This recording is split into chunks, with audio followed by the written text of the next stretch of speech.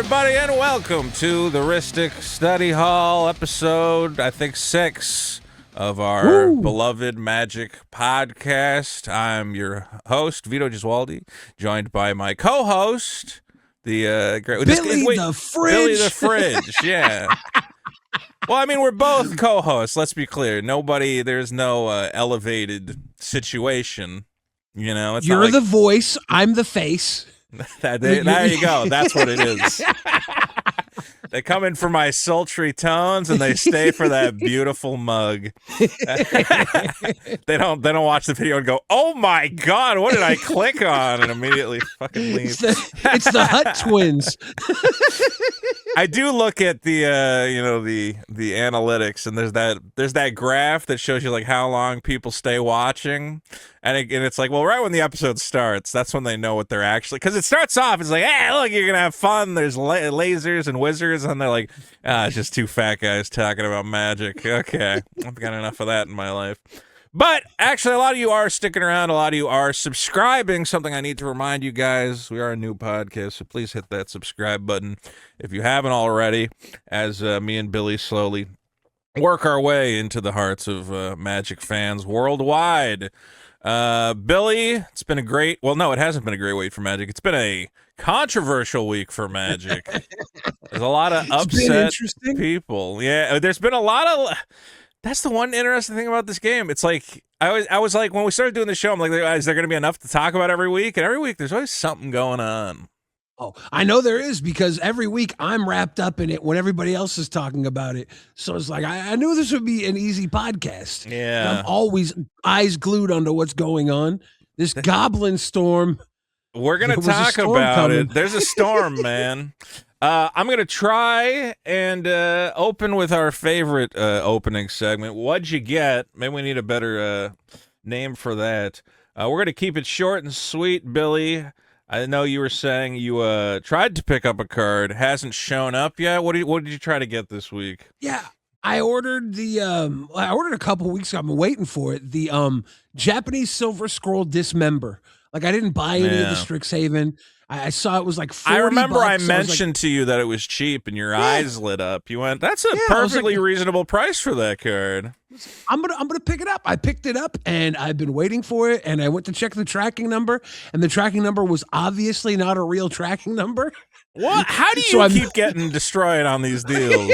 I don't know what your Did you buy it on TCG Player? Did you buy it on eBay? Yes. Okay, yes, well, if it's TCG Player, you're gonna be covered. You're covered. I should be fine. I should, but I've been waiting for this pretty boy. And it's gone up a little bit. It's gone up about $10. Yeah, I should have actually grabbed another copy. It was $40 because it is a beautiful card. I opened one in a pack, and I said, "Oh, this has got to be like $100, right?" And they said, "No, it's like 40." I'm like, 40?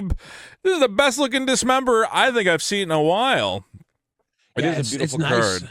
Yeah. And it was so I can have a little piece of this set, because I don't really want anything from it, but I'm always gonna have like a dismember in a deck, right? I'm always gonna want to throw this in a random black red white, black red blue.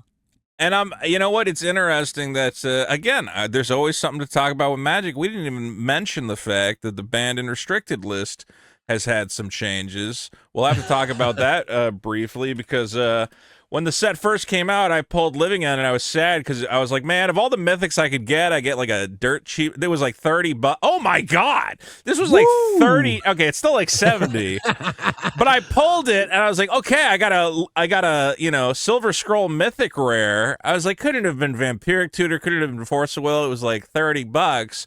But now, because of the unbans, it's actually doubled in price, Living End. So I'm happy about that. And we'll have to talk about those unbans quickly.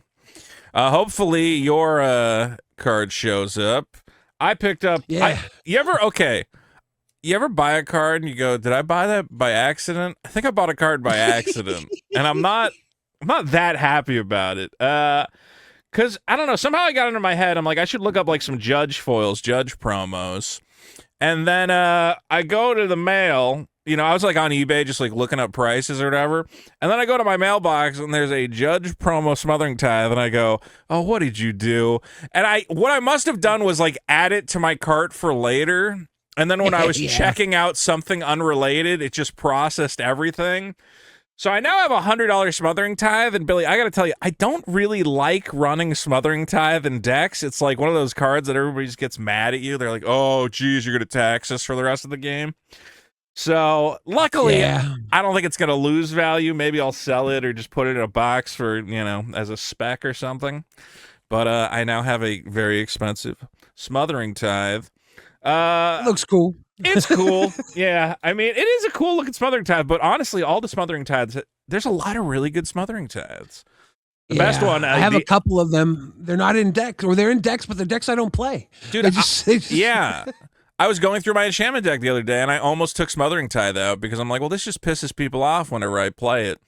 The other thing I was going to mention that I picked up, and this is a sealed product pickup, is what I'm hearing, and I don't know exactly what's going on. There's one guy I pay for his Patreon, and I'm not actually taking advantage of it. I think I'm just giving him money every month to theoretically he's a buddy, though, and he's given me a lot of free product in the past, so I'm paying him back in that way. But it's a guy, I'll promote him. You know what? He's a fellow creator, Gone Rogue. He has a couple different names, though, which makes it confusing. The Rogue Deck Builder, let me see, is that what he's still going by? So you can find the Rogue Deck Builder on YouTube. And what's interesting about this guy is that he runs a brick and mortar store. So he also has a Patreon where if you sign up, you can get a box of the new set at close to distribution cost. He's a great guy. Does he have another channel as well? No, here we go. Secret Strixhaven pre-release, Market Monday. A lot of videos about the Magic Market and stuff he thinks you should be getting. One thing he mentioned is... And what's great about this is that he has access to distributors and, other stores and whatever. Modern Horizons 3, out of production. Okay, it's probably not going to see another print run. Whatever's out there is out there. The supply is going to gradually start to dry up. And then it's going to be one of those situations where we saw with Lord of the Rings. We've seen it with a lot of sets where you go, man, I remember when that set was like pretty affordable. I should have bought a box or two. So I actually went on TCG Player. Japanese box. I got 3 of them. The reason these are cheap is there was a Magic Arena Direct where you can win the boxes, and at one point they said, we got Japanese Modern Horizons 3 boxes. So the market kind of got flooded all at once with these Japanese MH3 boxes. Yeah, I know it's weird, but like they're really cheap. I don't know what I paid for these, but the price is starting to come up. And I said, if Arena gets unionized, do we start to get our actual boxes? You do have to, dude, if you're into the Magic market, you got to pay attention to what is the next. Because I remember a guy and he goes, I got to buy all the TMNT singles because like they're just going up and up. And I tried to tell him, I said, hey, the next Arena is the TMNT collector boxes. And what happens is, like 10,000 boxes probably go out to everybody. Everybody opens them. The market gets flooded with singles. If you're talking about the Magic market, you do have to pay attention to what boxes are getting flooded from direct. So again, right now on TCG Player, if you want to get an English box of what is an English box? Modern Horizons 3. An English box, cheapest one is $230. I guess they're about an average of about $230 for an English box. Again, I grabbed the Japanese boxes because I'm pretty good at selling the Japanese packs. And I don't know, a Japanese fetch land's a fetch land, an Ocelot Pride's an Ocelot Pride.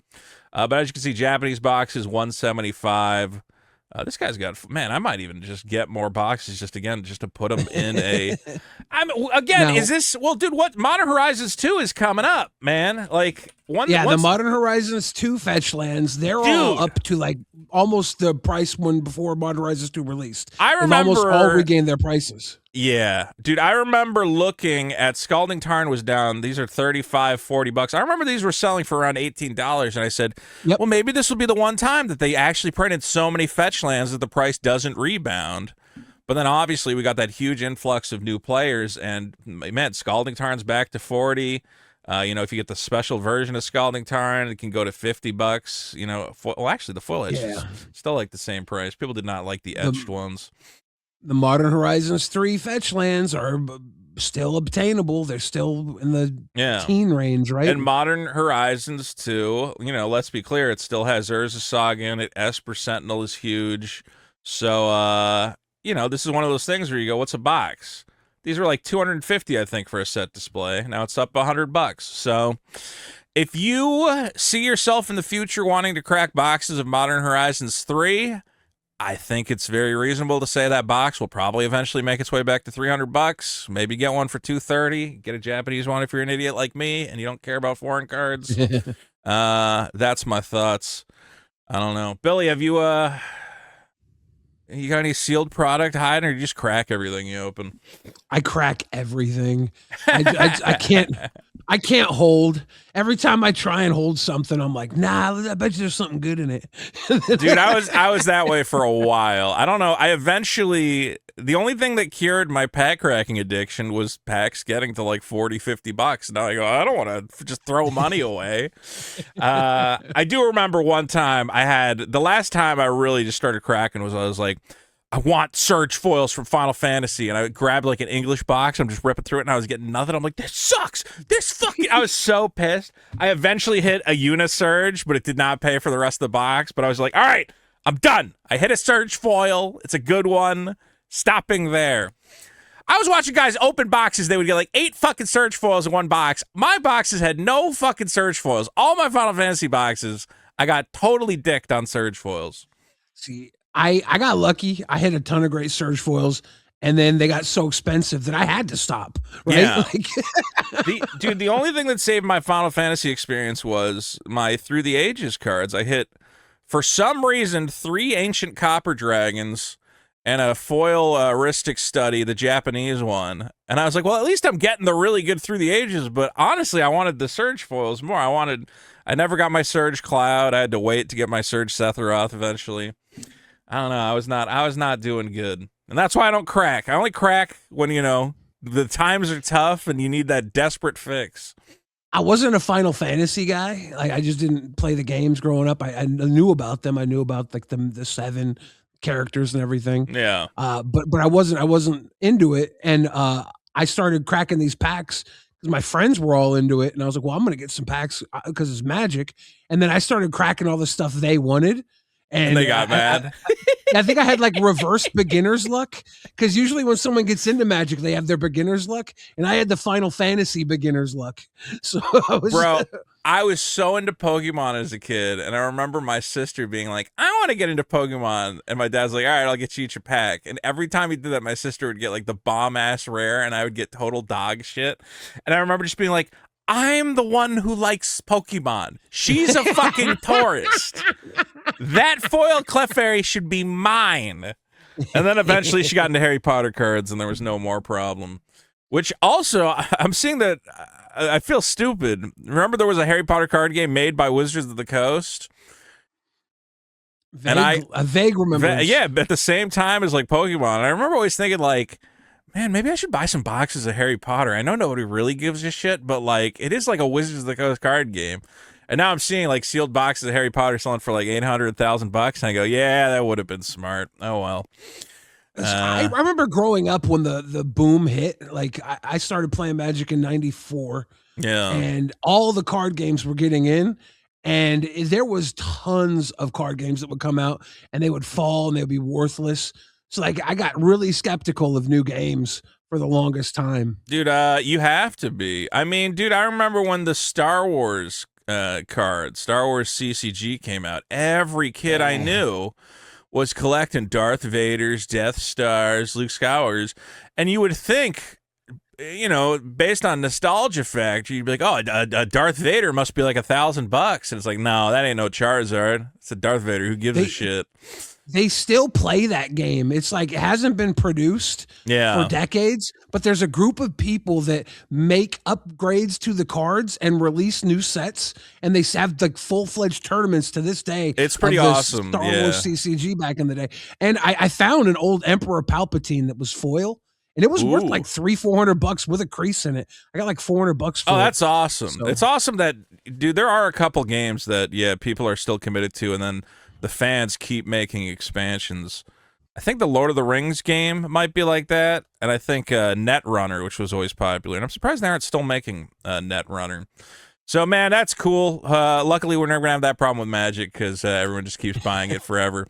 We'll see, though. We'll see. I don't know. I could never see Magic going away. It's just too beloved. All right. Well, as long as we were talking about banned and restricted, this is a big news story. We got to talk about this real quick. Banned restricted announcement May 18, 20. Nope. This is. Oh, this is the new. Wait, is this the new one? Yeah. Yes, this is the new one. Okay. Yeah. All right. Here's your new banned and restricted announcement. Corey Steelcutter banned for Pioneer. I don't think anybody plays Pioneer, so who cares? Modern bans. Very interesting. So we got Flage, Titan of Fire's Fury. Now I don't play any of these. I don't play them seriously. Modern, you can't even play on Arena. So this does not affect me in any way except for the price of my collection. But from what I'd heard, Flage was just disgusting in Modern. Yeah. What I had heard would happen is you just play it, nuke him in the head. Then you bring it back as a 6/6, and you give it haste with Arena of Glory. So you nuke him for 6 more damage, and then you're attacking with a 6/6. And I was like, well, I can understand how that's really devastating. You get like 3, gain 3, deal 3 out of it, right? Yeah. Lightning Helix. And then a 6/6 body. It's nuts. It's good. I mean, if you play it once, then escape it and attack with it, that's 9 damage off basically 1 card. Maybe the Arena of Glory giving it haste. So that's crazy. Was the Black-Red Giant ever banned? Because I know they banned Croxa, the green blue, right? I don't know if what is the name of the red black one? Death's Hunger. Or is it Croxa? Yeah, I think that is Croxa. You're thinking of Uro as the blue-green one. Yeah, Uro, the blue-green one. Croxa. I don't think Croxa ever got banned, though. He was good, too, though. He was good. I don't know if he ever got banned. And I don't even know why. Uro only got banned in... Oh, no, Uro is banned in Historic, and I assume it was banned in Standard. I don't think it was ever banned in... I think it's still legal in Modern. I could be wrong. Yeah, I think it was Standard. I remember they had a Secret Lair with Uro in the Kaldheim in the Kaldheim frame. Yeah, that was cool. And it got banned right when it came out, so they gave a discount on the Secret Lair, like a $5 discount, because the card just got banned. Yeah, I'm hoping somebody in the comments who maybe understands the Modern landscape better, and maybe next time we should invite somebody who knows Modern. So Lotus Field is banned because it was fueling Amulet Titan, the Primeval Titan Amulet of Vigor deck. Again, I don't know why that's such a key piece. I guess just to get you there that much quicker. So it comes on tap with 3 mana, right? Yeah, because Amulet of Vigor, you can bring it in and immediately get 3 mana off it. Yeah. Okay, that makes sense. Two I would talk about. Violent Outburst. So this is what's confusing me. So Violent Outburst is your Cascade card. I didn't understand why it was banned to begin with, because Shardless Agent is still... All the Cascade cards are basically the same thing as far as I can tell. Shardless Agent is the 2/2 that cascades. Ardent Plea does what? Gains you like 4 life and then it cascades. Is it instant? You know what? I guess that must be it, is that Violent Outburst is an instant. Okay, you figured it out. Okay. Yeah, the instant speed might have made it a little too... That's why it's broken. Yeah, because I was like, why don't you just play any of the other ones? And Ardent Plea is an enchantment. Shardless Agent is a creature. So I guess Violent Outburst, the reason it's exciting is that it's instant speed. So you get to instant speed Cascade into Living End or Crashing Footfalls. Yeah, the rhinos. Crashing rhinos! I was mad that I didn't pick up... I don't actually know which Secret Lair this was in, but it is now an $80... It was the first cat Secret Lair. Was it the first one? Oh, man. Yeah, they had a whole cat Secret Lair, and I think it sold more than the dog Secret Lair, and that's why we're getting this current Super Cat drop. Yeah, because, man, I went, shit. If I had a full playset of this Violent Outburst, which is just 3 cats hanging out playing, I would play Modern just to play this card. It's now an $80. God, this is an adorable card. The Violent... It's not good in any deck other than Cascade, though, because what are you going to Cascade into? But, man, that is a great-looking card. And another big one, and this is maybe the one I could have the most to talk about, is Jitte's unbanned. In Modern. Jitte. Yeah. Umazawa's. Umazawa's. I have to apologize. Well, I don't know if I'm going to apologize. I had a couple of these listed on TCG Player, and then I wake up and it's like, your Jitte sold. And I went, no, it didn't. I lost that card. I don't know where it is. Because I'm like, I'm not, yeah, you lost it. Yeah, I'm like, well, no, it's legal. Honestly, this one I sold for like $3. I'm like, I'll take the hit to my reputation. I'll keep the $3 pizza Jitte.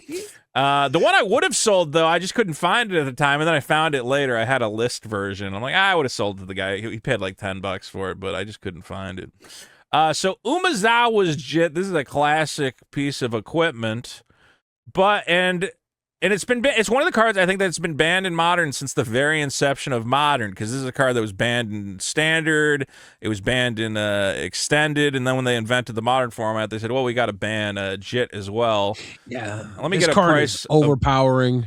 Yeah, I want to get a price of just the regular one so people know where it's. Here's the original Betrayers of Kamigawa Jitte. Currently selling for, well, these are all moderately played, so like $25 for a good one. Played, yeah. Yeah, for the original one. For a reprint, maybe about 15 it's selling for right now. Yeah, here's the list reprint. So, Jitte is a good equipment, but I see everybody buying it up, and the question is this even good with today's power creep? My argument is probably not. Have you ever played with Jitte? Do you know Jitte? I'm familiar. I did play a little bit of Standard when it was around, and a little bit of Draft. I've had it played against me a few times. It's It's the first Planeswalker equipment, right? Basically, yeah. It's got 3 modes. Charge counters, and then you get all these. You gain life to get you back from a deficit. You can pump up to end the game with a +2/+2, and then you can clear the board with a -1/-1. It does everything you want it to do. I don't know if it's going to be quick enough with a 2 equip and a 2 to play. Right. But yeah. Well, that's where I'm at. Is it does it all? It slices, it dices, it does everything you want it to do in a aggressive build, right? I guess, but again, creatures have gotten so big. Like the other day, I was looking at the 1-cost Tamio that swings and eventually turns into a planeswalker. She makes she makes clue tokens whenever you attack. The 0/3. Modern Horizons 3. Yeah, and I looked at her and I said, "Man, why is this a 0/3? Like what? A 0/2 I would understand. A 0. I know they don't want to make it a 0/1 because then you just Orcish." Bowmaster and kill her, and then she's kind of like useless. But I was like, doing 3 damage to her is like kind of annoying. I can't just like, as a ping effect or something, take her out. Jitte is going to get 2 -1/-1, so it doesn't deal with her. I don't know what the other, again, if somebody cascades into some rhinos, it ain't going to kill no rhinos. Or like, what are you doing with -1/-1 counters? You're taking out Ragavan, but at the point you take out Ragavan, it's turn 2 to play it. Turn 3, maybe you're equipping and swinging. Ragavan's already done work. You're taking out 2 Ragavans. You're taking out the little Ocelot. You're taking out... Well, yeah, okay, you need to take out a Johnny, you need to take out Ocelot Pride, sure, but you need to get it down and actually have a creature that you put it on and doesn't immediately get nuked. I mean, my thing is like, removal has gotten so cheap. I think one of the biggest problems Magic has faced is they just kept printing cheap removal. They just kept going, removal costs 1, removal costs 1. Even in the new set, they have a road, which is like a new Path to Exile. You have Path to Exile, Fatal Push, Tragic Slip, Shock, Lightning Bolt. At this point, if you want to deal with a creature, Dismember. It probably costs you 1 mana to deal with a creature. How are you ever going to stick an equipment and get in there? The only equipment decks that end up working out is like Hammer Time, where you just have a bunch of like Ornithopters and shit. I guess you can throw it on at a 0-cost equip. So maybe in some sort of equipment shell, I don't know, maybe this could see some work. Well, also the counters stay on it, right? So you turn any little 1/1 Dirtle guy into the sword wielder, and you don't have to give the -1/-1s all at once. You don't have to give the +2/+2s all at once, but you do mess up combat math when it comes time to block, because you could just pump your dude +2/+2. You can -1/-1 their stuff. it represents more. It turns a nothing into something. I don't know if it's going to be strong enough to really matter. That could be why they're taking it off of the ban list after it's been there forever.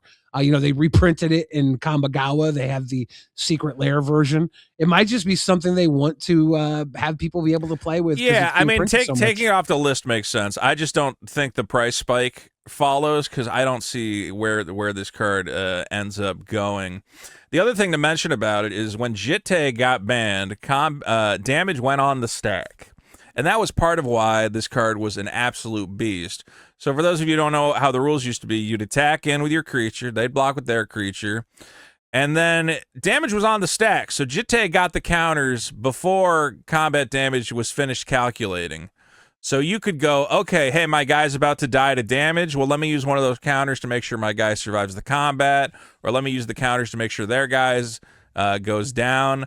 I guess that wouldn't have made as much of a relevance. Really, that +2/+2 of, hey, my 2/2 has 2 damage on it, but I can save it with the Jitte. And that was part of why this card was so exciting. So we'll see. I mean, it's an interesting thing. Anything else on here? Let's see. Bonder's Ornament is banned in Pauper. Oh, no, unbanned. Yeah. Unbanned. So Pauper is so interesting to me. I kind of want to get into Pauper, where at some point a mana rock that taps for 4 to draw a card was like, holy shit, shut it down. I guess it was very powerful in the control buildups, right? And the control buildups have kind of been sped out, so they're releasing it to see if it does anything for the control buildups. It's interesting matchups. That in control, you're just sitting there and you're like, I'm going to draw a card for 4 mana. And they're like, you motherfucker. And instant speed, though, when you have all these counter spells that didn't get used or whatever, that's very true. That's very nothing else to do. Keep your hand full, and it's ramp until then too, right? So that does some work. Does some work. I would love to get into Pauper. I want to play Pauper Affinity. We'll see if I can make it happen. And also, guys, surveillance camera is banned in Alchemy. No! The TMNT. I don't even know what Alchemy is, to be. Wait, Alchemy's the format with like the weird arena cards. I don't think anybody's playing fucking Alchemy. I hate it. I hate Alchemy. I don't like the idea of it. I don't want to bother trying it. Right. But Surveillance Cam is pretty busted. Good card. I also forgot Undercity Informer being banned in Legacy is interesting. This is your oops all spells. This guy would basically let you sack a creature and then mill your entire library. So I guess they decided that's too much for a 3-drop 1 activation. Out of here. I mean, in terms of my collection losing value, luckily I wasn't holding. Well, no, I did have a couple Flages. Interestingly, his price hasn't dropped that much. I think he's still kind of enjoyed in just like Commander and stuff. So he's a fun card. Like those giants, those Elder Giants, they're great. They're just fun. I wonder if the price is going to start to slide, but it's not. I mean, look, he was at 20 down to what are we 60? I mean, he didn't really down. He's lost like half his value, but again, it is a Titan. I think people still kind of want him. I mean, the big one, I remember when like Fury and Grief got banned. I went, wow, I probably should have sold those. At one point, Fury was like a $50 card before it got banned, and I went, oh, I should have. Dude, Fury is now a fucking. Oh God! Why did I not sell this when it was like $40? They keep reprinting it, right? It's in all the Commander decks now. Well, that's the other thing is Wizards. I really did not, and like Ragavan, they kind of started reprinting everything from Modern Horizons 2. I said, hey, why don't you make Modern Horizons 2 kind of special? I paid a lot of money opening those fucking boxes. You don't got to reprint fucking everything that's in it. I can't. What card from Modern Horizons 2 did not get reprinted? Like. Esper Sentinel is the only one that got like 1 reprint in Modern Horizons 3. Everything else has found its way into like Secret Lairs and other products.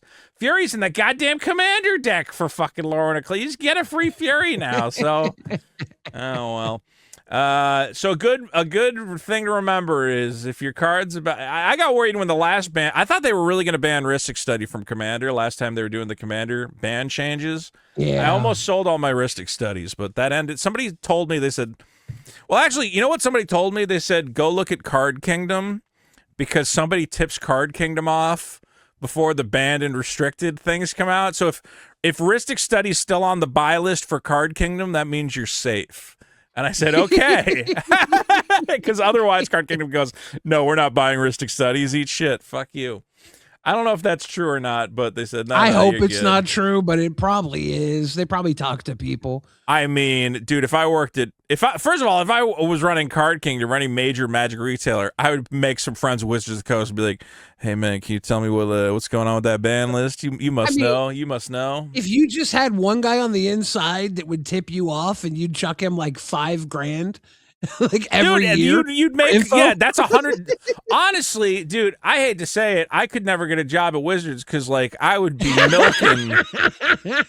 I'd be like, what card's in the new set? Oh, and it enables this card. Okay, I'm gonna go buy 200 of that fucking card. Like I would be insider trading like nobody's business. They would be able to trace it back to you unless you were super like covert about it, right? I'd tell some guys, I'd be like, hey, go buy they're reprinting Bitter Blossom into Standard or they're unbanning it. Go buy some copies. They got Pinkertons. They will send the Pinkertons after you. I'm good.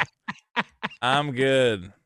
Let me see here. All right. So last week we talked about the Goblin Storm deck. Both of us said, let's get some Goblin Storm. Can't wait to get some Goblin Storm. You know, yep. This, here's their little, I am so confused by Wizards at this point. So here's their little promo they made for Goblin Storm, getting everybody excited. Are you excited? 1 per customer, now available at the link below.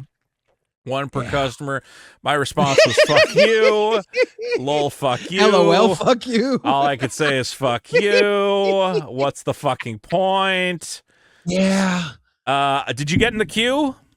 I was in the queue an hour before it was going to go live. I figured that was sufficient time. Yeah. So I jumped in, was sitting there for an hour.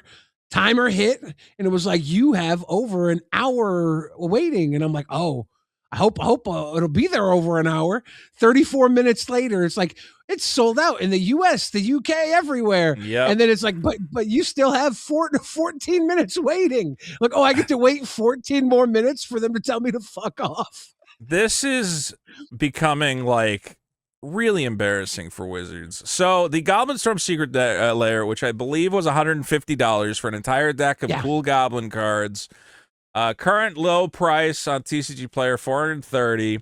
People on eBay trying to scalp them. I saw somebody on eBay selling the individual Soul Ring for $100. And look, I'm normally a guy who I go, yeah, the free market, you know, stuff sells out. But at this point, I really think this is like Secret Lair is hurting Wizards in ways that is incomprehensible, and I don't know why they continue to do it. It really aggravates a lot of normal people who see something cool and want to come in. I remember with the X-Men, huge hit with the X-Men Secret Lairs. Yeah. So many people saw it Comic-Con, the advertisement for the X-Men Secret Lairs. They wanted to get them. They were there. All the Marvel. It was Captain America, Avengers, you know, Iron Man, Storm, and Wolverine. You're right. That would have been, dude, you make a good point. That would have been an excellent launching off point to get a lot of new people into Magic. Would have been those Secret Lairs. Wizard of Barge has a huge community that's not Magic players. They just like his comics, his web art, and everything. He could have brought. I'm sure he brought in a lot of eyes that don't play Magic, and brought in a lot of eyes that do play Magic. It's like the aesthetic for this is, it's fun, it's cool. I'm trying to find his quote. So after this happened, and scalpers just bought it out. He basically said, "Hey man, if you guys want to bootleg it, I'm not gonna cause trouble on you." He said I would rather have you bootleg the deck than buy it from scalpers at $900. Basically, is what he said. Yeah. Well, here he actually posted a statement on Reddit, which I did not see. So I created the Goblin Storm deck. Here's my thoughts on the release. I'm super disappointed in how the drop was handled. I woke up like all of you to try and buy a second copy. Yes, I only get one. First of all, that's fucking insane. If he created the deck, they should send him 1,000 of them to put in his warehouse. Why does he have one?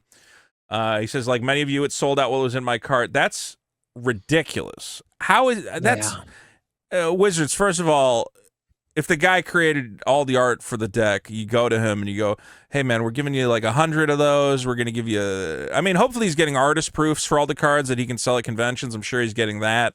But that'd be pretty cool. Yeah, I mean, honestly, probably the easiest way to get the deck now is going to be you're going to have to go to the convention, buy each card individually as an artist proof from him because it's just gone. He says, I spent months on the concepts art for this deck. Truly a dream project with Magic. He was actually at Vegas MagicCon, but I didn't have anything for him to sign. But he was there selling T-shirts. And I did everything to prioritize my fan base, many of which were planning to get into Magic via this deck. As you say, this guy's got a big following. All his followers are like, hey, I've never played this Magic game, but I love your art. I'll buy a deck. Maybe I'll try it out. He says, I don't gain anything from the deck selling out this fast. I want the most people possible to get and enjoy this project I worked hard on. I've sent an email to my best contact at Wizards of the Coast, see if there's any possibility of getting more decks in circulation. Thank you, guys. I appreciate you. I'm grateful for the support of the Magic community. I mean, this was just really a huge disappointment for people.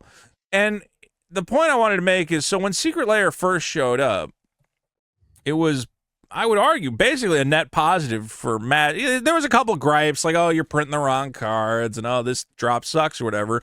But mostly it was like, okay, hey, there's like a cool second way to buy there's a new way to buy Magic, as stupid as that sounds, and to get cool treatments. What was the first Secret Lair you ever bought, Billy? Do you remember? I do remember getting the Walking Dead Secret Lair on the secondary market because I was a little late to it. I can't remember if that was the first one I did buy, but I think the first one I bought from Secret Lair was the Valentine's Day set that had like it had goblin tokens where the goblins were like cute and they had little bloody hearts and stuff. Yeah, I remember. Oh, that was a cool one. Yeah, here. Was it this one, the 2021 Valentine's Day? Nice little Boros charm, little Valentine stuff. Very cool. Very cool. First one I got, and I just closed the window because I'm an idiot. I think it was one of the first. Damn it. Yeah, I'm fucking an idiot. I can't remember the name of the drop, but it was all these ones that were like kind of like.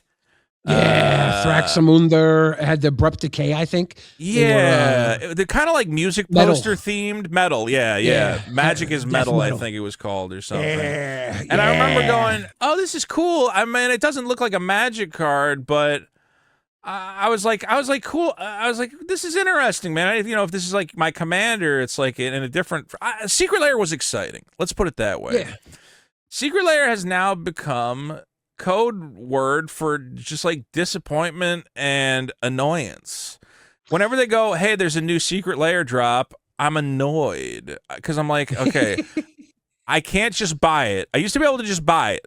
I used to be able to just go, okay, I got until the end of the month. I can think about if I really want it. If I do want it, I could buy a copy or two. I don't have to buy it. Now I got to wake up at 8 a.m. I got to get in a fucking line. I got to then wait for the line to tell me I got another 2 hours in the fucking line. And then do a blood sacrifice to Ball so that I can get the luck of drawing the damn the lucky number. Do you know, I don't want, I'm a grown man. I hate to say it. I don't want to spend all day sitting in a queue waiting for a fucking line to go down. And then after waiting an hour, oh, by the way, it's sold out anyway. Eat shit. Yeah. I'm like, wow, this sucks. Everything about this sucks. And it's what I've kind of, go ahead. No, go ahead. What I've kind of try to do now, and I didn't do it for this because I got hyped up after we talked about it all night. I try to just wake up 3 or 4 hours later, and if it's sold out, okay, I'll buy it on the secondary market, and it's going to be a little bit of a markup, but at least I didn't waste my time. And if it's not sold out, I'll pick it up. Like the Deadpool one, I was able to pick up, I would, well, that's the other thing, man. Like, okay, if I missed the Goblin Storm deck at 150 and I got to pay an extra $50, I go, all right, well, it sucks, but hey, that's the luck of the draw. The problem is that when it spikes up to $400 for a fucking deck of cards where I go, man, I just want to get it at like a reasonable price. I think it'll probably drop into like the upper 200s when they actually ship. They have some people do have them in hand. I'm hoping that as more and more of them show up, yes, there are a lot of people who, let's be clear, when a Magic card thing they paid $150 shows up and they go, wait, I can get $400, I can get $300 for this, I can get $250 for this, I'll pay $250. Fine. That's the whatever, you didn't win the lottery tax. Okay. But if it stays at $400, dollars, I'm not going to be a happy boy. Remember we talked about, I just want the fucking mountain, this mountain. I was like, man, I just want like a play set of these. And I went on like TCG Player. They were $10. I hope they're not $20 a mountain at this point. Because I was like, dude, at the point I buy 10 mountains, I could have bought the whole deck almost for that price. I'm only getting the mountains out of it. This sucks. Yeah. Let me see what they're selling for. If 4 is the bottom for these, that hurts. I could see maybe paying double for these, but more than double, I don't know. I almost bought look 10, but this get $20. Are people paying $20 for the fucking mountain? All right, good. Luckily, nobody's paying more than $10 for the mountain. So I just really like this. Here's the thing. I already have a goblin deck. So of all the cards, and here's one thing I've always said. I said, why does Wizards not? Lauren was a perfect example.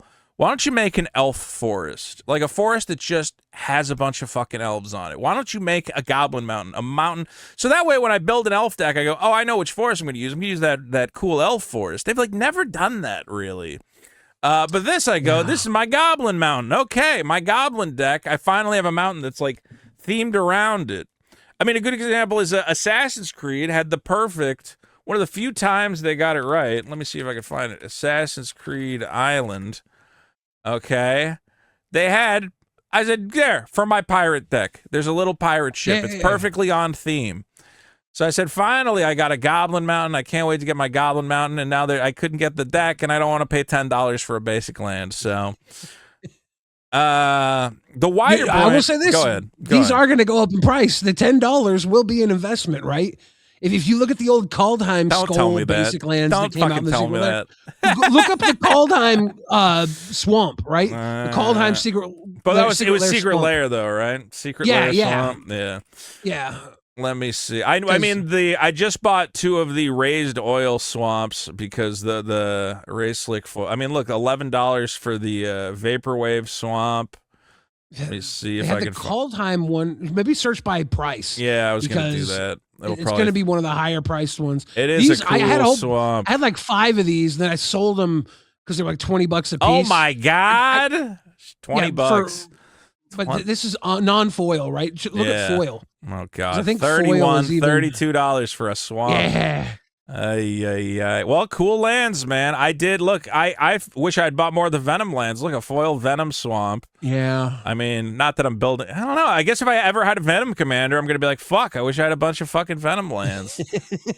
I don't know why they don't do more themed lands. It seems like it's just obvious. Instead, it's just always it's a goofy swamp, and I'm like, no, put a fucking creature in it or something. I do kind of like these ones, the bonus card swamps. Yeah. I gotta pick up 1 or 2 of those. I got a few that are. I think I have a forest and a mountain in that art. I'm a guy who, I do care about my basic lands, and I try to pick up ones that kind of fit the deck. I recently picked up more of the Double Masters Forest and Island. I forget who did the art for this one. This is what's John Avon? Yeah, John Avon. Yeah. I think this was originally an Unfinity or something, or not Unfinity, one of the unsets with a different frame, and then they reprinted it in Double Masters. I'm like, God, that just looks so good. It's just so green and vibrant. Do you have a favorite basic land? Your favorite basic land of all time? I don't know if I have a favorite. You know what's weird? I don't know why. This is my favorite forest. Whenever I see foils of this in foil just looks so good. The subtle, almost rainbow shift of the background. This is the forest I use in my elf deck. It looks phenomenal. All right, that one I will pull down. That one I will pull down. I don't know why. I shouldn't tell you guys because now everyone else is going to go buy my. Luckily, I think I got enough of them now. If you don't, you better pick them up now. We're about to go. It's about to go viral. I know, dude. There's something about this. Look at how good it looks in that. Doesn't that look shiny as hell? I don't know why. I've always loved this forest. But again, I'm a guy who likes my basic lands. I want my goblin land, and I can't get it. I try and just pick up something that looks cool that's like in suit. I try to spend too much on them, but I do collect them. So like I have a stack of the cosmic lands from Edge of Eternities, the cosmic basics. Those look so good. I don't know what they're gonna go in yet, but they look great. The ones from Unfinity, I wish I had picked up more of. The Unfinity basic planet lands look fantastic. Well, maybe we'll have to do a basic land roundup sometime. Guys, let us know in the comments. Do you want Vito and Billy's top 10 basic lands of all time? We should do it. We should do top 10 swamps, top 10 mountains. Yes. Oh man, that would be good. Bitch, top 10. That would be, yeah, exactly. Basic bitches. That's the next podcast. Let's go. The podcast just for basic land enthusiasts.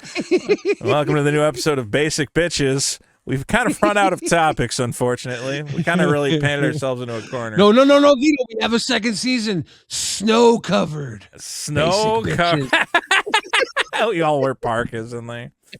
I'm trying to find a picture of this card. We're gonna change topics. Let me see.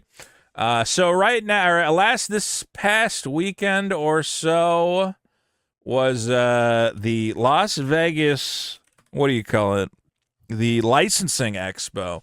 So the licensing expo is where you go if you make garbage and you want to put other people's garbage on it. For instance, I've been making fun of the Mandalorian milk frother. This is if you're needing to froth your milk. Of course, you want one that has milk? Any kind of milk. You know, you need that little spinny thing.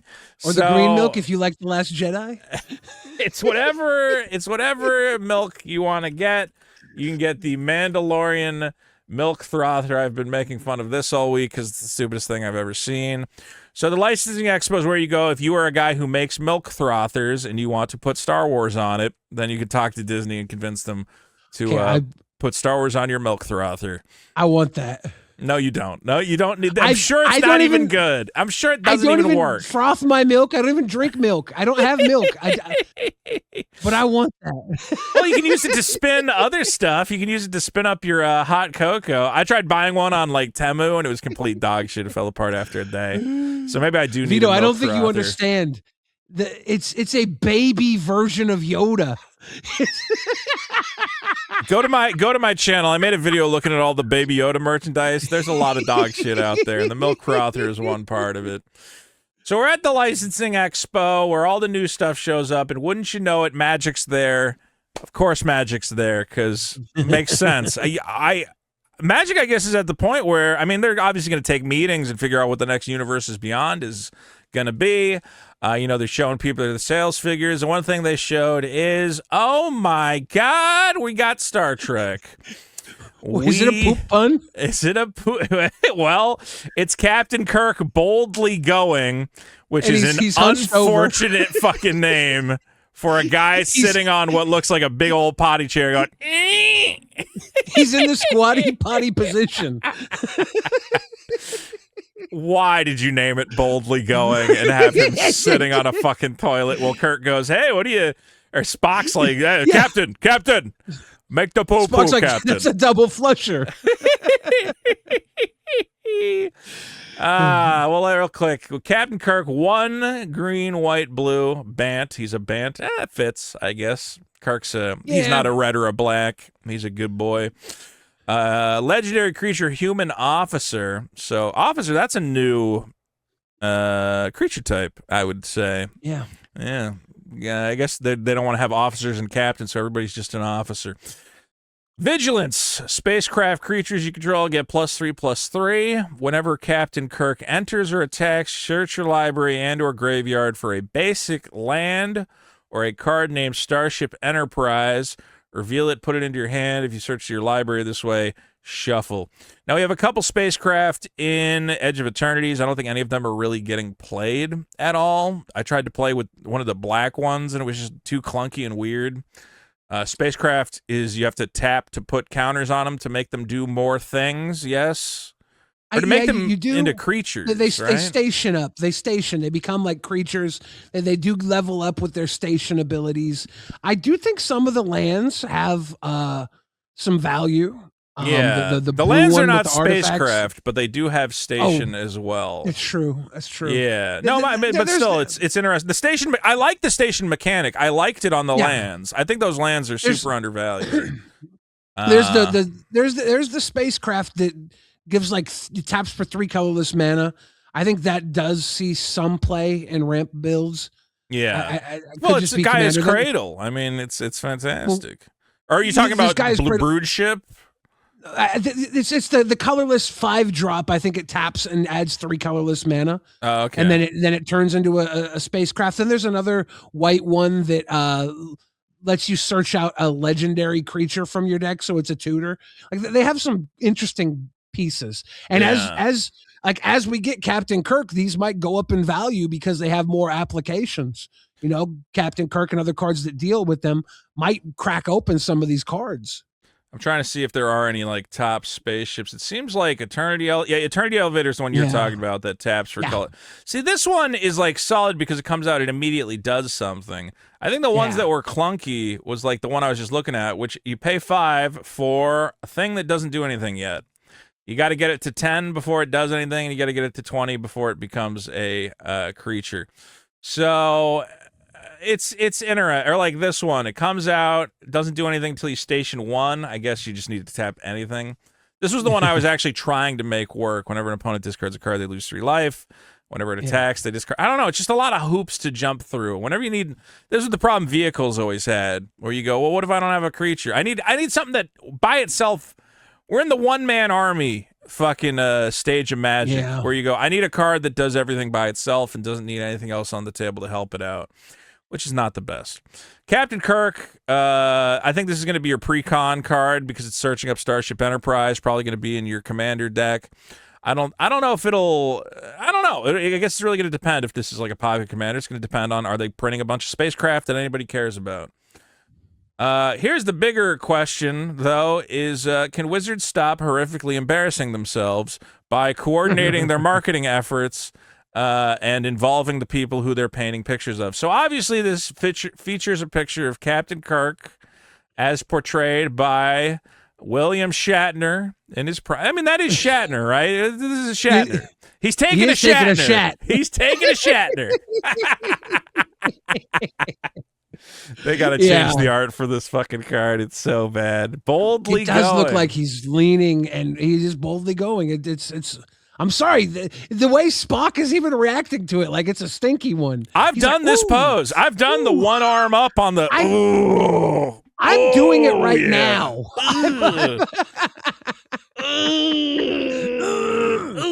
Damn it. If this becomes 14 minutes of us pooping, then we got a good show. William Shatner blasts his Magic the Gathering card saying it looks like AI.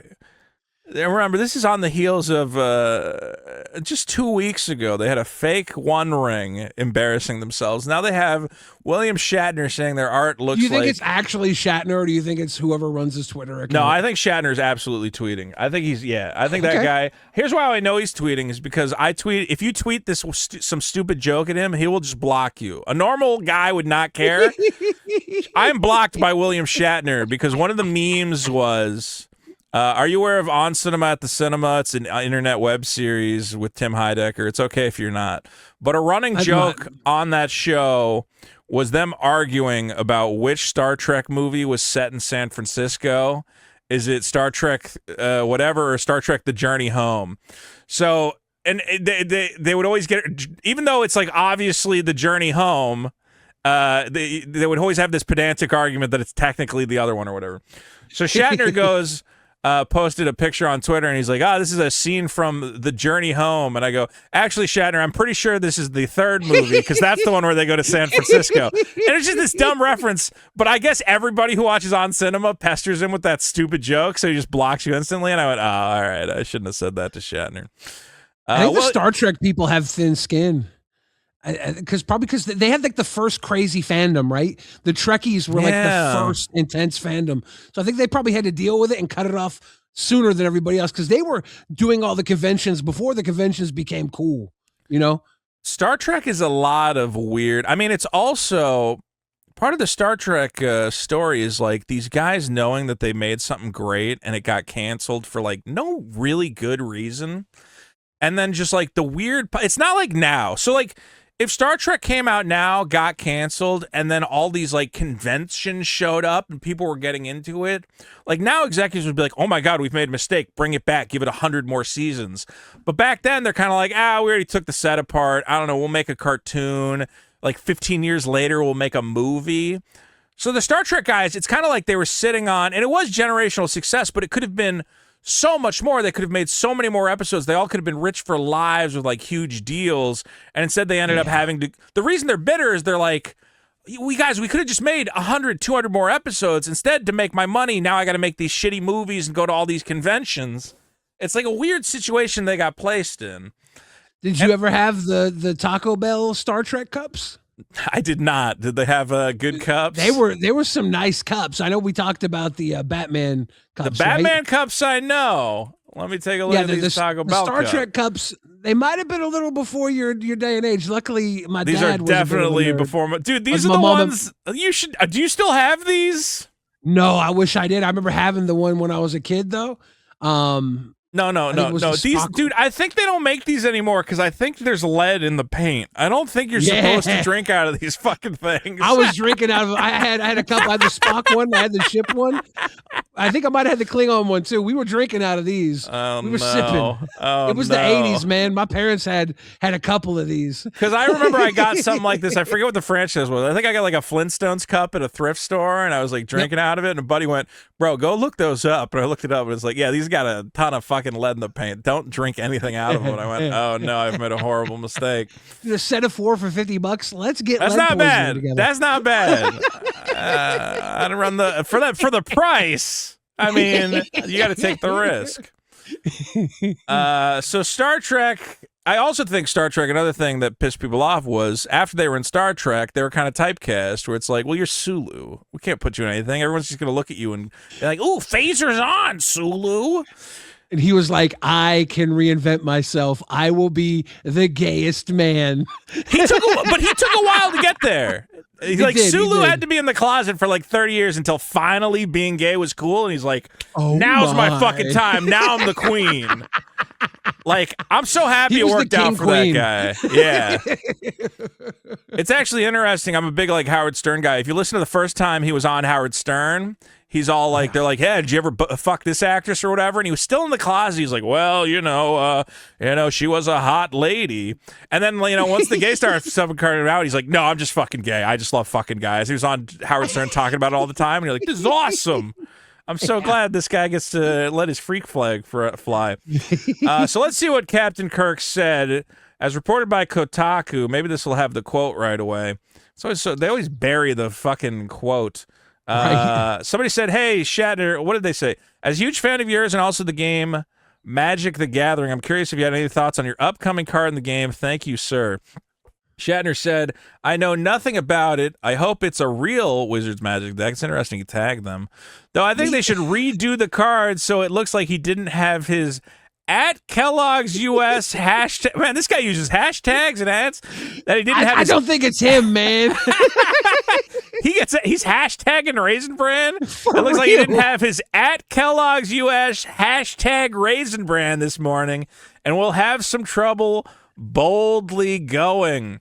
I think he also followed this up saying that, look, Captain's Log update, boldly going, the Raisin Bran is working well. And here we have Shatner with the toilet right there, getting it done. He did also respond saying, and I don't know where his response was. He had a second follow-up where he said it kind of looks, here's a better look at the art.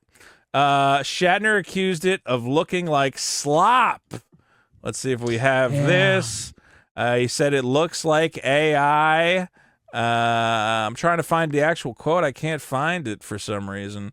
But basically saying, it kind of looks like AI. He focused on the... Now, I don't think this is AI. I think Shatner was like, well, where's his thumb? And I'm like, well, his thumb's clearly hiding behind it. It is kind of weird that the figures in the background are like a little like underdrawn, but I think that's just the style of the artist. Is they're out of focus, so he didn't draw the whole face in. You're supposed to be focused on Kirk, so I don't think this is AI, but it is bad when the guy who, let's be real, is he's the big part of Star Trek. You want him to go, yeah, this looks awesome, guys. You got to go buy the new set. Instead he goes, this fucking looks like AI. Here's the quote. Shatner says, it looks like it's AI. There's a lot of things not right about it. Where's Kirk's right thumb? The characters on the right are poorly executed. And why is Spock leaning to the right? Like, what? The Star Trek actor took issue with how Spock was rendered. He says, I straightened the image out using the seat bag as a straight edge, and he's still like the Leaning Tower of Pisa in Italy. It's been clarified the comments came from Shatner's X account, which is believed to be run by his assistant, but I don't think his assistant would talk shit about the card without conferring with Shatner himself. I think he'd go, hey, Shatner, am I allowed to talk shit about your Star Trek card? Is that going to get you in trouble with wizards or something? Yeah, maybe he does talk to him, and he's like, I don't know anything about that. And so he's like boldly going. I don't know. I did that after eating my raisin bran today. I mean, I could see why Spock might be leaning. They might want to just have a very clear portion of this with no other faces next to Kirk's face. I don't have a problem with this art at all. The only problem I have with it is when you call it boldly going, and it's a card about that looks like he's sitting in a toilet. Like if you just called it Captain Kirk, Starship Captain's Log Voyager. No, not Captain's Log. Making a Captain's Log. Yeah, change it to an instant or something. But I think the bigger thing is I go, hey, if you're going to make these big franchise things, you should talk to the people involved. You're a big company. You're Hasbro. Shatner should know he's getting a Magic card. I mean, let's be clear. You brought out fucking Vision to talk about your Marvel shit. He seemed confused and like he didn't even know what the fuck a Magic the Gathering is. I know you like this guy, but that was the weirdest Jimmy fucking Wong. thing. Okay, Jimmy Wong's fine, but they bring That's Vision my boy, out. Jimmy Wong. Dude, they had him come out on stage, and they're like, why don't you put the stone in the glove? And he just kind of awkwardly goes over there and puts a plastic gem in the glove, and they go, wow, look at that. And I go, I feel like you've misused Vision for this. Well, get Shatner. Some of the Star Trek actors, I hope, will make some sort of appearance on stage or promoting it. I want it to feel like they're part of the experience. It'll be interesting to see who they pull in for the Star Trek, because they probably will, right? I would hope so. I think they're going to get Sulu. Sulu's a big on-brand for Magic. If they get Sulu promoting all this, I'm totally into it. I think, and also this is Star Trek where, unlike Marvel, where these characters existed as characters before any screen portrayal, Star Trek is so much about the people who portrayed those characters. Getting Patrick Stewart, Shatner. I would think Patrick Stewart will be in this release. You think this will be the original run of Star Trek only, or do you think it's going to cover everything? I really hope they're not trying to stretch this into multiple Star Trek sets. With Marvel, I know they're going, well, we're going to do X-Men, we're going to do whatever. I already think Star Trek is not a great fit for Magic. I feel like this is one of those things where I go, well, let's just get the Star Trek set out of the way.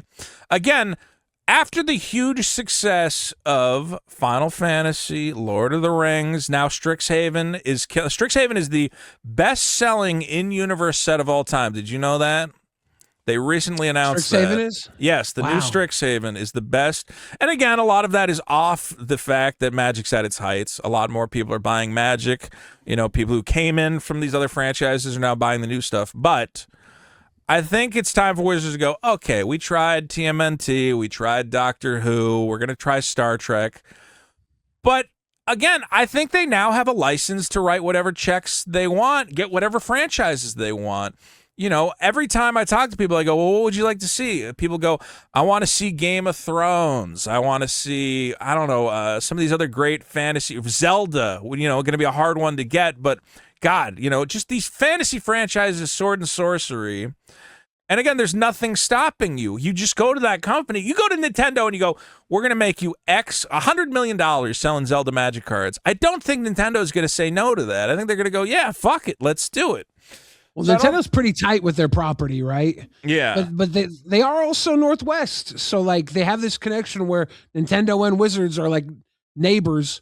So they could meet up. Let's be clear. Star Trek is a property. Star Trek is not a AAA property. They tried to make it a AAA property. It didn't work, okay? It's now what you watch on your Paramount Plus subscription and go, why the fuck do I have Paramount Plus? What am I paying for this for? All right? No one's fighting for the Star Trek license. Magic should be top tier, like, we've got it all. I mean, it should be Fortnite. Look at the stuff Fortnite gets. Fortnite gets whatever they want. And that's what Magic should be. And it probably is going to go that way. Magic even had Fortnite for a lick, right? They had the Secret Lair Fortnite. Yeah. So I think that it depends on how much these companies want to tie into the product, right? Because some could come in for an easy entry into a Secret Lair, do a 6, 7 card, 8 card of 4 or 5 Secret Lair super drop, or they could do a whole set. And I think they probably broker licensing deals with the companies based on how much they're willing to do, right? Yeah. Some of these sets are not getting commander decks. This is obviously from the commander deck. You know, it references the Enterprise on this card. So the Enterprise may even be the face card for this commander deck. Yeah. You know, we don't know what's going to happen. I'm just saying, I want all the Star Trek out of the way. Just do Picard, do Kirk. I don't need 10 sets of Star Trek. I agree with that. I think that people who work for Wizards also push harder for some of these companies. I know Gavin Verhey early on was a huge fan of Doctor Who, and that's how the Doctor Who set got pushed through. You know, but that's bad. It shouldn't be because one Doctor Who nerd works at the company. I really like Star Trek, so we got to make more Star Trek. No, I agree. I agree with that, but that's probably going to be a motivating factor. When you come to work one day, like, what product can we get? If you don't know enough about a product and you try and reach out to them and say, we want to make this product, they're like, why would we let you make this? You don't know shit about our if you go to them and you go, think so? I think if you go to them and you go, here's how much money we made from Final Fantasy Magic cards. They don't care. They're not going to go, well, can you recite the poem of Lohan to the... No, they don't. These guys who own this shit don't fucking care about if you know the lore. All they care about is the fucking dollar signs. There are a million franchises that would perfectly fit into Magic. People would go fucking nuts, okay? Elden Ring, Dark Souls, perfect fit. There's a couple. Okay, and let's be real. There's a Dark Souls board game. There's an Elden Ring board game. It's just made by some guys. This is not a franchise that would be hard for them to get. It would be an absolute smash fucking hit that everybody would go nuts for, okay? Berserk. You ever watch the anime or manga Berserk? Which again, familiar. maybe it's a little too mature for Wizards, but okay, you could find another, fantasy franchise. Game of Thrones, again, I know there's maybe they're worried about the maturity of it and the sexual content or whatever, but these are still just franchises. Star Trek has sex in it, right? People can have fucking Star Trek, so that's but it's fine. like alien sex, so it doesn't really count. There's no rape in Doctor Who, unlike Game of Thrones. Game of Thrones gets pretty rapey. It does, and incestual, and it's out there, but also it's like you said, it's that fantasy base that a lot of people are already connected to through Magic. You think there's going to be a Miyazaki crossover? If there is, I mean, if you did just, if it was, no, well, Miyazaki's not one universe though. There's too many different Miyazaki universes. I think it would have to be, no, I don't think there would be a Miyazaki Secret Lair because you'd have to pick one movie and then that would be the set. You don't want to jump between different movies. Shit, what was I gonna? Grave of the Fireflies. Yeah, Grave of the Fireflies. Well, that's technically. He didn't make that one. He his company. Studio Ghibli. Studio Ghibli. Grave of the Firefly Secret Lair. Oh no. Food tokens.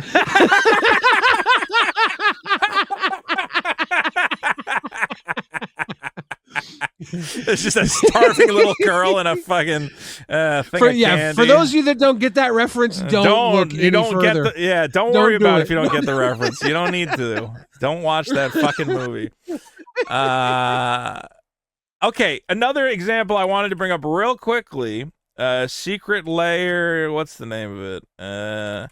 This should just be a full set. This should be a full set of Magic cards. I think it fits perfectly. Billy, oh, that's low res for some reason. Show me oh, it's on fucking Instagram. Show me the actual cards, god damn it. This should be, why is everything on Google just low res when you just want to see it? Monster Hunter set would be fine. Perfectly fits with Wizards. So remember they announced the Monster Hunter Secret Lair and then they pulled it back because all the cards were terribly designed. My secret hope is that they said, hey, why don't we just do a whole fucking Monster Hunter set? It would be great. I mean, it fits in with Ikoria, which was like Den of the Monsters, just like a huge set of huge monsters and evolutions. Yeah. I don't know if I don't think you've ever played Monster Hunter, right, Billy? I haven't. I'm not familiar. Well, here's why everybody knew the Monster Hunter set was the Secret Lair was a problem. Was the coolest thing about Monster Hunter is that you hunt monsters, obviously. Then you carve pieces off the monsters, and you go back to the blacksmith, and he goes, what do you got? You got 12 dragon skulls? Okay, I'm going to make you this fucking sword or this fucking helmet. It was so obvious that you needed to make... remember battles from the battle cards where you put them in play and they have the HP? Yeah. If they made battles that turned into equipment, it would have been perfect for Monster Hunter. Okay. Like, you kill the monster, and it turns into some crazy-ass helmet or sword that you can equip to your guy. All us Monster Hunter fans went, oh my god, the design space is obvious. Battles that turn into equipment. Do it. And they didn't do it. I'm hoping that, because they canceled the Secret Lair, because they announced it, and everybody said, what the fuck is this? I mean, do you remember the Soul Ring that they put out? And you're like, it's just a dragon. How is that a Soul Ring at all? It was all the worst creatures. They get pretty lazy with it. I mean, some of them... none of these were a big draw. Drakuseth, come on. Like, Zeotora, I would play that Zeotora, though. It looks cute. I think, well, also, so they did the thing where it's existing monsters, and the Monster Hunter fans were getting mad because they did that thing. I remember I ranted about why did you make Zuko an elf? Okay, well, Monster Hunter fans, especially those in Japan, they actually take it seriously. So when they said, Xenograe, Lord of Lightning, is a wolf, Japanese players went, no, he's not. He's not a wolf at all. Why the fuck is he a wolf? This is bullshit. Like, they take that shit a little seriously, which is, or like, Nekurkaga as a cat. They said, he's not a cat. Why did you make this cool, iconic monster a fucking cat? Like, they were actually pissed off. Why is this guy a dinosaur? I think they're going to actually make all these into unique cards. I think these are going to be unique Monster Hunter cards. They're not going to be based on... I think they're going to keep the art and actually come up with actual new abilities for them, which they probably should have done to begin with. I wonder if there's something on the licensing side where, like, they have to, like, give up more of their property or pay more to buy in or something. If you put a team behind the designing of new cards, so they just get these properties for cheaper by just skinning over other stuff because they don't have to. Maybe because they don't have to invest design into it. Yeah, I wonder if that's why they don't just go all in on these. I mean, my theory is, I think somebody at Capcom called them up and was pissed because, let's be clear, Final Fantasy gets a whole set of unique creatures. The fans are all excited. Like, okay, let's put it this way. You're Capcom and you're looking, all the Final Fantasy fans are so excited. Square Enix makes a ton of money. This is awesome. Then they do Sonic the Hedgehog. All the Sonic fans are excited. Sega makes a ton of money. This is awesome. Then you get our game. You reskin our characters as lazy dog shit cards. Everybody's complaining about it. If I'm Capcom, I'm calling you up and I'm going, why'd you hook up fucking Sega and why'd you hook up fucking Square Enix? And then when it comes to our cards, you just make them dog shit. Look at this. Village Rites? Song of the Barbarous Beach. Oh, it's a fucking Village Rites. Who gives a shit about a fucking Village Rites, dude? You know what? You know what probably happened? They probably gave them all the Street Fighter guys early on when Secret Lair hadn't popped off. So they knew the price they'd have to pay to go into business with Magic from that. And they're like, no, we're not going to go any further into it. And they're like, okay, this is what you get. It's possible. Yeah, I was going to say Street Fighter was one of the first Secret Lair, like, mechanically unique collabs. And was up there, yeah. And well, that's why I would think that, you know, Wizards would do right by Capcom. Be like, hey, you guys have been with us since the beginning. We're going to make a really baller-ass fucking Monster Hunter drop. It's going to have some cool shit. So they go, I don't fucking know. Mizium Mortars. You know, this fucking shitty removal. These fucking suck, dude. Like, I don't... If I was a fan of the game, I would want some real cool shit. I wouldn't want another Village Rights. Bro, even fucking Sony, just Sony themselves, they got 5 different secret layers of like Kratos, whatever. Yeah. What's the name of the Jin whatever the fuck? The Ghost of Tsushima secret layer now, I think is about to hit fucking... Look, just getting Jin, this is a $180 card for the foil now. Yeah. All right? Even Jaws. Jaws is fucking nuts. Jaws is more than this fucking guy. Yeah. And they went, we gave you a Village Rights and a Mizium Mortars. Look, I'm a little off topic, but I think Wizards should just get the fantasy franchises. If you already got Capcom willing to make Monster Hunter, do a whole Monster Hunter set. I think it's a slam dunk. And less Star Trek. I don't see. I'll get a couple Star Trek. Star Trek should have been a secret layer. I'm totally fine with like a secret layer. Do 4 secret layers, a couple Star Trek cards. Okay, a whole fucking set of Star Trek is too much, I think. There has to be bureaucratic math on the back end, because you look at the Spider-Man set and how they had to have the Omen Path release for Arena. You know, they couldn't even get the Spider-Man cleared for Arena at the time. There's got to be a ton of red tape they're going through to use these properties the way they do, and every single deal probably is different between Wizards and the companies they work with. I'm sure there's a lot of back end maneuvering. But again, I think Wizards has got... Here's where Wizards needs to be at. Wizards needs to be at, listen, do you want to make $100 million or not? And that's it. Like, there's no... beyond that, if the company goes, well, we don't know if we want it, they go, okay, well, we'll just go make $100 million with somebody else. Here's the problem. They look at the Avatar and the Ninja Turtles, and they don't... It doesn't look like a sure thing, does it? Avatar and Ninja Turtles both... Look, on paper, Avatar and Ninja Turtles have... crazy sales. That's the thing you don't understand is we might not have bought it, but the people who stock it, the retailers who put it in their stores or whatever, the Wizards doesn't care. It's off their shelves. Now, if it's sitting on your local game store shelves, sucks to be you, but we made all that money. It all got pre-ordered. It all made its way out to stores. The secondary market, that's your fucking problem. Okay, so Wizards gets to go to people and they go, hey, even if people don't like the set, it doesn't matter because our retailers just need fucking product. They'll just buy it all anyway. Like, they can't miss. True. If you're a big time Magic seller, you can't really miss a set at this point, because what if you missed the next Final Fantasy? What if you missed the next Lord of the Rings? You go, fuck it, I'm just going to buy it all, and even if I got to sit on it, I got to sit on it. You know, we look at Spider-Man, we go, what a complete dog shit set. And Wizards goes, we made a shit ton of money from Spider-Man. It sold out. Amazon's got the collector boxes for $350 right now, you know? Yeah, like, they're still selling. $350 is a perfectly reasonable price for that. It's under MSRP, so if you're a company that wants to tie your brand to Wizards, you want to be the Final Fantasy. You don't want to be the under MSRP, right?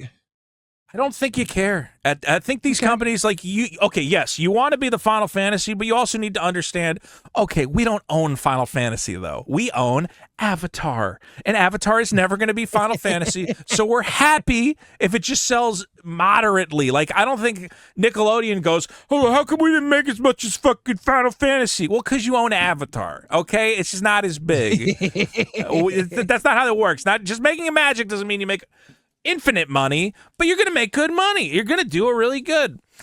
Did you see the Wizards Hasbro report that Wizards is responsible for 103% of Hasbro's earnings? Hasbro is not making any money. Yeah, man, there's so they're much. They're losing money everywhere else. I'm gonna see if I'm actually pissed because I own a bunch of Hasbro stock because I was like, man, Magic just keeps going up. And, yeah, they basically said Wizards revenue is carrying the entire company, which it has been for a while. Because, really, other than Magic, Hasbro, no, kids are not buying toys. They did get the Harry Potter license. They did get the K-pop Demon Hunter license. I'm thinking those are probably going to do well for them. But right now, they're just completely on the back of Magic earnings. The only other things making them money was that Baldur's Gate video game a year ago, which was another Wizards of the Coast property, and also Monopoly Go for some reason, which is some sort of mobile game, which is making them a shit ton. That makes sense. Mobile games print money too. Yeah, Wizards of the Coast says segment revenue grew 26% to 582 million for a quarter. That means Magic is now making over $2 billion a year in revenue. Lower and best-selling Magic Premier set of all time, which, again, Strixhaven is now taking that over. Strixhaven has already surpassed Lower and Eclipse as the largest Magic Premier set of all time. Digital and licensing revenue up 3%, with Monopoly Go contributing $41 million. So Magic made $382 million. Their second biggest thing made $582 million. $582 million. And Monopoly Go makes less than a tenth of that. That's their second biggest product. Oh, no, there is. Okay, consumer products revenue, all revenue is $400 million. But again, that's across everything. The Monopoly boards, the fucking toys, whatever else is still not making as much as Wizards. Hasstock operation market. Wizards absorbs royalty pressure and scale. Don't take my royalties away. I want my royalties. Last point I wanted to make, Billy, is, again, they got to check. So remember when, and you brought it up, they brought Spider-Man to Arena and they said it can't be Spider-Man. We have to have alternate Spider People, the alternate Spider People set. The Omen Path. I think Wizards went to Hasbro, I think Hasbro went to Marvel and they said, look at all the money we're making you. Don't fuck around. Are you stop fucking around. So Marvel superheroes will be on Arena, and retroactively Spider-Man will be on Arena. So they're going to go in. Wow. Did you know that? All these Spider-Man cards, you will be able to now convert them into Spider-Man himself. You'll have the option if you want to play with the fake Spider-Man cards. I know everybody liked Flarg, who was the version of Green Goblin. People love that Flarg. Spider-Man, let's see. This is a unique situation for us. Every card in Spider-Man is an equivalent card you may have already collected in Through the Omen Paths. So we're going to have a big update. I guess Spider-Man drafts. We're probably going to get Spider-Man coming back. You're going to draft some Spider-Man. The following cards and cosmetics will be available on Arena. All Spider-Man cards, all source material cards. So that means your wedding rings and your reanimates and your opposition agent is going to come. A selection of avatars and, of course, your Spiderweb basic lands. The way this will work is because you've already played through the Omen Paths, we'll be performing a one-time grant for every Omen Paths card in your collection. You will automatically get its equivalent from Spider-Man. So if you have a Leyline Weaver, you will get one Spider Manifestation. So guys, get all your Through the Omen Paths now. I guess I should crack all my Through the Omen Paths packs to make sure they convert to Spider-Man. And all unopened Through the Omen Paths packs will automatically be opened. Oh, there you go. I don't even need to open them myself. Well, what if you don't want to open your packs? What if you want to keep them sealed? You've been stacking them, Wizards. Oh, well. Because this... All right, either way. I think the reason they originally didn't put it on Magic Arena... Have you played Marvel Snap? The Marvel online card game. I'm familiar with it. I haven't played it, but I am familiar with it. It's okay. I've played it. It's a pretty basic game. And I think their argument was, well, we don't want to compete with our own digital card game. But that argument is retarded. If people want to play Marvel Snap, they're not going to stop playing Marvel Snap because Magic has Spider-Man cards. That's insane. And also, again, I think they went to Marvel and said, listen, man, we're investing a lot of time and money in this fucking set.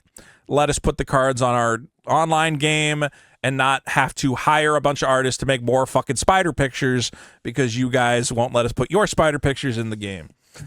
Well, there probably was some earnings with Avatar and with Nickelodeon through the Ninja Turtles. Yeah, that they could go back and show, look, it's valuable for you to have it here. Like, you're right. You will see an uptick. Well, yeah, that's true. I mean, they can point at the digital data and go, look how many digital Avatar cards we sold. This is how much money it generated for. The only problem now with Marvel is they're probably not going to get a cut. They probably missed out on whatever revenue cut they were getting. Now, they're probably going to give them a little bit of a thing to be like, okay, now that you give us the digital rights, we'll give you a one-time payment to put the cards in the game online. But they probably, and again, they're going to sell the avatars and the cosmetics, and Marvel will see a cut of that. But they missed out on everybody opening Spider-Man packs. Like, that's money that they theoretically could have had, and I think they realized that, and they're going, shit, We're leaving money on the table. Yeah, put it on fucking Magic Arena. So we're going to see Spider-Man cards on Magic Arena, which is good. It was funny. I saw somebody post online. They go, man, I was running around the GP for hours trying to find a copy of some Through the Omen Paths card. And they realized, oh, wait, this card doesn't exist in real life. Fuck, I have to get the Spider-Man version. So that'll be cleared up. Anyway, man, we talked about a lot. Is there anything else we didn't cover? I know you. I think that's good. I think everything. Yeah. Hey, there was a lot going on, man. There's a lot going on in the world of Magic. The bottom line is, make me an Elden Ring set. Make me a Monster Hunter set. More video game sets in general. I think everything is inevitable. I think it's inevitable, right? Like I really do feel like everything's going to be Magic sooner than later. They're still formulating this huge 4 out of universe releases this year. Yeah, and you know what I just realized is Paramount owns Nickelodeon, so that's what we're in the Paramount era of Magic because Paramount, Star Trek, Avatar, Turtles. So what happened was they negotiated a deal to get everything at once. So we got to get out of the Paramount era. We got to with less Paramount, less Nickelodeon. What else does Paramount have that Magic might have for next year? Now I'm worried. Now I'm scared. Are we stuck? Does Paramount own Jaws? Is that why we got a Jaws Secret Lair? Possibly. I think Paramount might own Jaws. Okay, hold on. We're gonna have to do some homework for the next episode. For the next episode, this is what we're gonna be talking about: is what are we gonna get? Naked Gun, Pee Wee Herman, Popeye. I will fuck with a Pee Wee. I will fuck with a Popeye. I don't see Jaws. I don't see Jaws. Triple X. Now that would be Family. G.I. Joe. I do see a G.I. Joe set in our future. Dude, I got to tell you, there's some stuff here where I go, SpongeBob we got, Sonic the Hedgehog we got. Yeah. Shit, wait, it is all fucking Paramount. We're getting Rugrats. We're getting Popeye. Oh, no. Oh, Marvel Entertainment franchises? What's that? I don't know. Yeah, wait, is everything Magic? Dude, we just uncovered a conspiracy. It's all Paramount all the way down. Shit. We're getting Anchorman. We're getting Beverly Hills Cop. We're getting Charlotte's Web. Okay.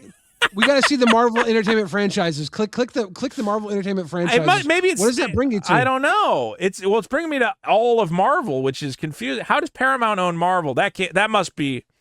I think this must be like old. Paramount made the old Marvel movies. This has to be right. That's not current.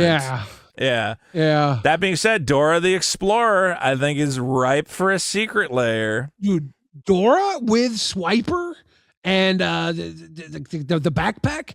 The backpack would be a dope little equipment. Dude, Dora's backpack could be a good druidic satchel or something. I don't fucking know. For real. How to Train Your Dragon, I would not hate that if you made it like really serious. You did like a mature version of How to Train. All right, whatever. Terminator, that's the big one. That's what we want.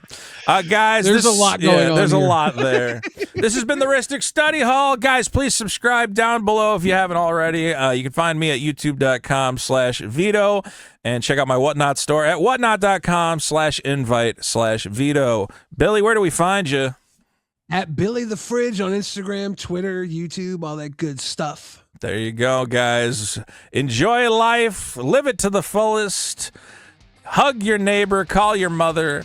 And as always, keep playing Magic.